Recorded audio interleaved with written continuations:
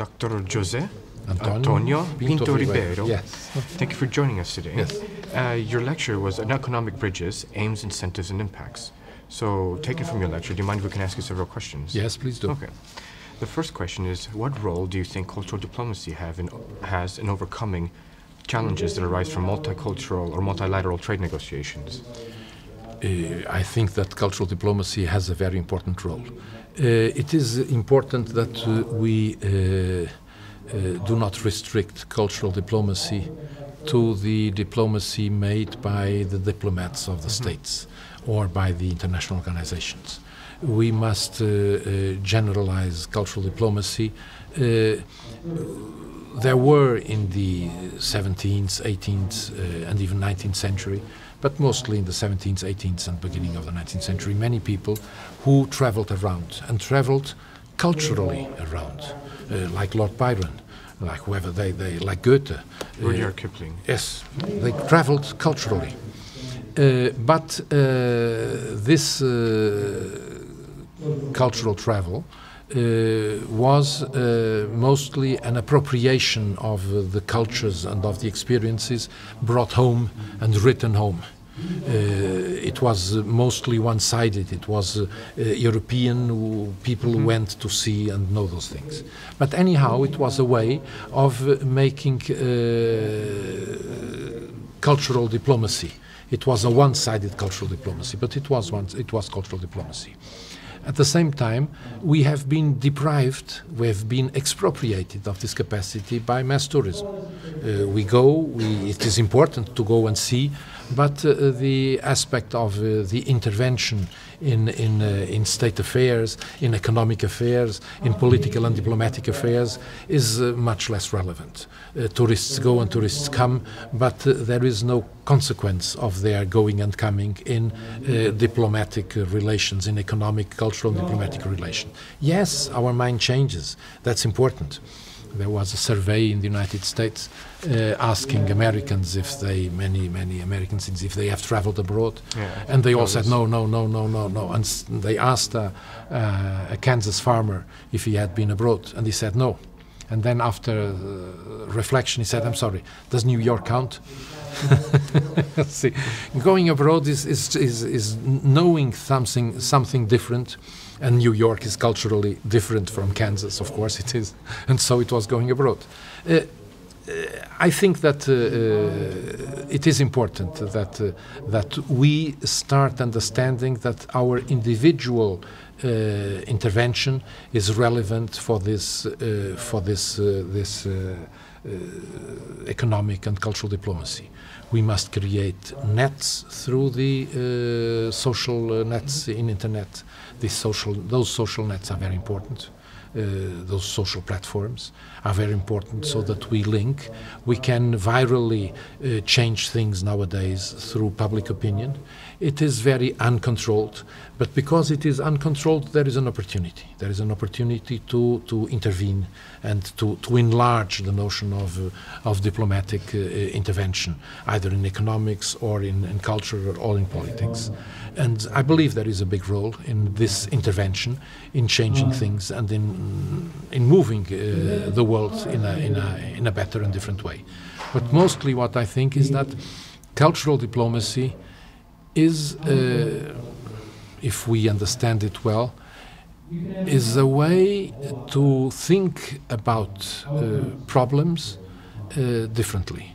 Is a way to think, to find solutions to complex problems in a way that we enlarge the number of people that are made happy by those solutions, that we enlarge the things that make us more human, that makes more understanding of the other, that makes that we can solve the problems in peace and without damages and without making other people suffer, and that we can create wealth instead of destroying wealth, that we can create more opportunities for individual freedom than restrict those opportunities. what is happening in Greece now and has been happening in the last 2 years, whatever and whoever the fault, is probably in many ways, or has been in many ways, mismanaged. Maybe we could have, if we had thought it properly, if we had been able to intervene more carefully on this by cultural diplomacy, if we could have explained to people, people who come to intervene economically and politically, and many times do not know anything about Greece and about the Greece situation, the Greek history, and the way Greek was set up, the modern Greece was set up. Those people, maybe with the input by Greeks, not necessarily, at least not only on the street shouting and demonstrating, but by other intervention, by other diplomatic intervention, I think could change a lot of things, economically, politically, and culturally. Do you think there's a difference between personal intervention and the intervention by states when it comes to cultural diplomacy? There is a difference. Yeah, well, how do the two conflict? No, there is a difference because the difference is the same difference that you have in democratic states. There is nobody has yet found a system in which it is not the minority that rules and the majority that obeys.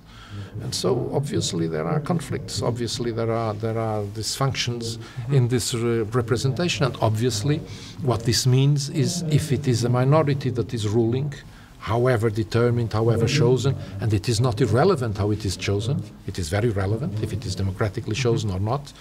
Everything is very relevant. But at the end of the day, it is still a problem of a minority and the majority. And this minority, at least for a period, every 4 years or whatever, expropriates the power of the majority. And obviously if the majority wants to intervene after 3 days, 3 months, they say, but there have just been elections. You must wait for 4 years to vote now. Of course there are those problems, but those problems are the problems of the state of affairs we have in the world, and we have not yet found a new way and a different way. But also in that sense, the intervention of individuals in thinking, in creating new solutions, in proposing new ways to live together, to organize the states, to have, for instance, it would be very important for us to understand whether separation of powers is really so important as we say it is, but we only pay lip service to that. But in reality, we don't have separation of powers. We have the parties controlling everything underneath, and they have the executive and the parliament and the judges, and so maybe we should go a little bit deeper into separation of powers. Maybe we should understand that separation of power has to do with the court system. Maybe we should have the jury system in the courts, and we don't have. There are many things that we could change by cultural diplomacy, and even by comparative law, knowing how the others solve the problems. If you have to discover the wheel, and somebody has already discovered that in the next country, maybe you could look. I think it was Winston Churchill who said that democracy is a very bad system, but it's the best one we have. No, yes, he said it the other way around. It's the worst system, excluding all the others. Yes. Second question. In your opinion, what role does cultural diplomacy have when it comes to international trade organizations, such as the World Bank, WTO, OECD, and the others? Should they include cultural diplomacy projects in their agenda, and why or why not? Yes, I think they should. They should introduce culture. I think the Washington consensus that existed for the World Bank and for the multilateral organizations like the IMF in their interventions, it is very important that people, it is very hard to do this, because I understand that they can only have an acceptable program if this program is acceptable to all the countries. Yes. This means that you have a minimal program. But they should be aware that in many situations and opportunities, they should try to enlarge this and to go to a much further program when they make those interventions in countries that are in very economic, very complicated situations. And they should see if they can. Of course, there are different political forces and all those problems exist in whatever country you intervene. But I think they should look at the cultural aspects, the political aspects, the organization of the state, but they should mostly care about the functioning, the effective functioning of a, I would say, a democratic society. Yes, you can tell me, but why should it be democratic? Why should it not be, I don't know if it is democratic, I don't think it is, at least according to Western notions. Why should it not be like some countries that function well and have a system that we don't consider very democratic? Like Singapore. Like China, like Singapore, like whatever. But is it worse? Or is it necessary? Is it as democratic as it is possible nowadays? We thought that Tiananmen was something awful, yes. But was it possible to do it differently, to deal with that? Yes, maybe it was possible to deal with that differently. I think it was possible to deal with that differently. But would it be much more democratic? I would say at least less violent. But more democratic, I don't know.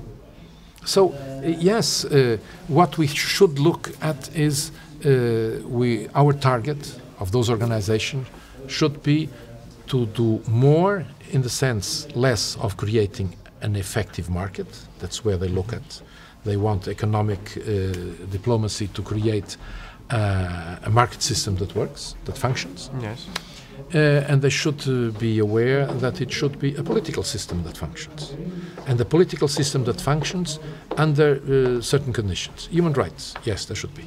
In my opinion, there should be separation of powers. In my opinion, there should be jury systems in courts, in criminal courts. Separation of powers, elected parliament. I think that this would be the minimum they should look at and look for. For instance, we had the intervention of the world market, the World Bank and the IMF in Eastern Europe. No country has separation of powers with the courts. No court system is independent. How come? They were there for 20 years. The wall and the Soviet Union collapsed in 1990. It's 22 years ago. 21 years ago at least. We were there for 20 years. My idea is that there's no civil society that's running, and no, I'm sorry. I was not speaking about the civil society. Okay. I was speaking about those who come. Mm-hmm. We had the civil society, as you said, had been expropriated of the power, so no civil society exists. People are trying only to survive. Exactly. Yes, but the program was made by those who ruled at the time, or those who told those who ruled what program they should do. And why did they tell them a program that did not include independence of the courts? Why did they? And the independence of the courts is not telling the people in the executive, don't mess with the judges. No, it's setting up a system in which they cannot mess with the judges because it is irrelevant to mess with the judges because the judges do not decide, it's the jury. And you cannot mess with all the population because you don't know who is who is going to be the jury tomorrow. So you cannot mess with him today. You cannot challenge him. You cannot not control him because every day there are more than 500,000 jury decisions a year in California. More than 500,000, and they represent only a small fraction of sentencing. The others are by plea bargain. Okay, very small fraction, 4%, and it works very well. Okay. Next question. What roles and responsibilities does the private sector have when it comes to cultural diplomacy? Should they include cultural diplomacy projects in their CSR departments, and why not? So, CSR? A cultural social corporate social responsibility. Yes. Yes, they should. They should include. They should include because cultural diplomacy and cultural projects are the ones that free people the most. Mm-hmm. Those are the programs that enable, that capacitate people as much, yes. That they allow them to reappropriate their own destiny. And so social responsibility, corporate social responsibility should induce corporations to and organizations to create systems by which people are re-empowered of their own destiny, by which they get free and they get more humane and they get more information, more knowledge, and they can decide about their own lives better. And this is what cultural diplomacy is about. Okay. Do you think that corporations with corporate social responsibility should have different programs depending on what country they are? For example, in Europe as opposed to Africa? Of course, they should have different programs adapted to the circumstances and the situation, but they should have all of the same goals. Okay, fair enough. That's good. Thank you for that answer. Following the Occupy Wall Street and other social movements, what is the potential that cultural diplomacy has to challenge this, and also for the future of global economics? I'm sorry, I don't know much about Occupy Wall Street. I have not followed that movement enough so that I could tell you about that anything special. But what about resistance movements in general against the global economy? For example, like in the Zapatistas, for example, Yes. rose up against the NAFTA agreement. So I guess what would be your opinion on that? Can cultural diplomacy play a role? Cultural diplomacy can always play a role in trying to understand the reasoning of one side and one party, and trying to explain to the other party the reasoning of this party. It's always possible to explain. Cultural diplomacy as always should always be and have the goal of allowing people to solve their problems by understanding and by using their voting power to make things happen this or that way.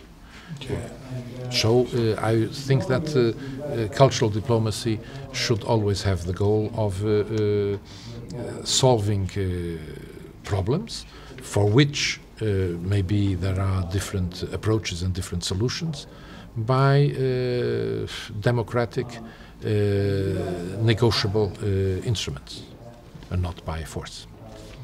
Law, one of the main cultural objectives, one of the main objectives and goals of cultural diplomacy should be to create a rule of law. Okay. If you create rule of law, then you will create a system in which conflicts are resolved, are regulated and resolved in a way that the power of one group or one person over the other group or the other person is not relevant for the solving of the problem. Yes, but the rule of law also has to be legitimate in order for it to follow. So, of course, this is rule of law. Yes. There is no rule. You speak French? No, unfortunately, no. I can try. Yes.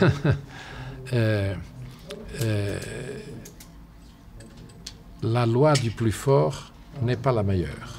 The law of the stronger is not the French say is the better. The law of the stronger is always the better law. This is not law. This is force. The rule or the law of the stronger is a contradiction in its terms. If it is of the stronger, it is not law. If it is of the stronger, we are not in rights and civil rights, we are in somewhere else. This means that, of course, rule of law means that it is a way by which problems are solved independently of the force of one party, but of the rights, of the reasonability of the attitude of this party in relation to the other. Okay, thank you. How do you see the current economic situation of your country? In the media, we can read about serious problems on the financial side. What economic measures are you taking to get out of the recession? I'm speaking. Oh, they are taking all the measures that they have agreed with the Troika, the IMF, the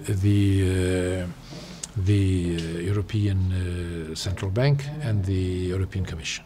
And they will do that program, and they will take all the necessary pills, and they believe that they will get cured by that. If they get cured or not by that, I would say, I hope it will be plain and clear that the responsibility will not be on the Portuguese side.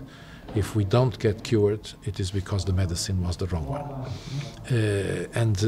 In this case, the medicine was an imposed medicine. We were intervened. Yes, we made ourselves ill. I grant you that. I accept that. But the medicine was not chosen by us. Okay. I can see something hidden in there. Maybe. No, there's nothing hidden in there. It's just that it's as with the creditors. Yes. If at a certain moment you don't have enough money to pay the creditors and you borrowed money more than you had, they will take your property. That's what happens in Western civilized countries. I hope they don't take Portugal away. They won't. Portugal is not takeable away. Given your experience in the European Bank Federation, what is the biggest threat to the European banking system, and how far will the implementation of the Basel Agreement go in solving these problems? I will not express a position on that. I would not like to compromise the position of the European Banking Federation. Okay, could you express what the position is of the European Banking Federation? No, I would not. Okay, fair enough. I would not. So, but there is a challenge for the banking system. Not involving the European Banking Federation, I would say that the challenge for the banking system is how to regulate the use of capital, which is what they have or should not have destroyed. How to regulate the use of capital in a way that profit is derived from the creation of social wealth and not by the destruction of social wealth. So I get richer because I create social wealth and I get a part of the social wealth I create. I appropriate a part of that, and not because I destroy social wealth and thereby I acquire a part of property that did not belong to me. So someone like Adam Smith in his book on Sentiments of Morals. No, it has nothing to do with that. I will tell you off the record, so not now. It corresponds to another book, but it's not that one, and it's not Adam Smith. Okay. It means that the capitalist system will work well as long as people get richer because they create wealth, social wealth. Yes. And it will dysfunction when you get richer because you destroy social wealth. Thank you. And our final question. In your previous capacity as Minister of Culture, did you see any evidence that art has a role to play in the country's economy? Yes. So. Yes, there is clear evidence in that. There is clear evidence in the sense that people who come and visit you and want to contact with a rich identity, want to see who you are, want to know you. People don't come, or many people don't come anymore just for the sun and for the beaches and the sea. They come and they want to sometimes in a postmodern way, they want to have an experience. They want to have been there, done that, and have this experience, and it's done. But many come and they really want to understand how it is possible to solve the problems of the world differently. How do people get along with their lives? How do people divorce? How do people not divorce? How they have kids? How they... and there are many really different ways. Maybe in Europe we are very, very similar, but for instance, the way the teaching is organized in China, in which typically the oldest people take care of the youngest ones and teach them, is a very different way from the one we have now. And there are many things that we can learn by making cultural tourism. And so the richness of the arts. Art is just a way of solving life problems. And so if it is a new way, a different way, a richer way, everybody will be interested in understanding that.